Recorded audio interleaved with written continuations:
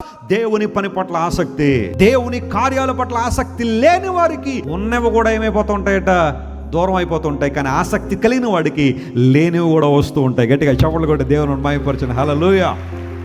ఉన్న వాటిని దేవుని కోసం ఎలా వినియోగిస్తున్నాము? అందరూ నా వైపు చూడండి ఒకసారి. యూజువల్గా ఒక మనిషి యొక్క టిపికల్ మెంటాలిటీ ఎలా ఉంటుందంటే, నాకు అది ఉంటే అది చేస్తా అనిపించిందా మీకు ఎప్పుడైనా? నాకు అది ఉంటే అది చేస్తా. నాకు ₹1,00,00,000 కనుక ఉంటే 3 సంఘాలు కట్టించేస్తానండి, దేవునికి 3 చర్చిలు కట్టించేస్తానండి.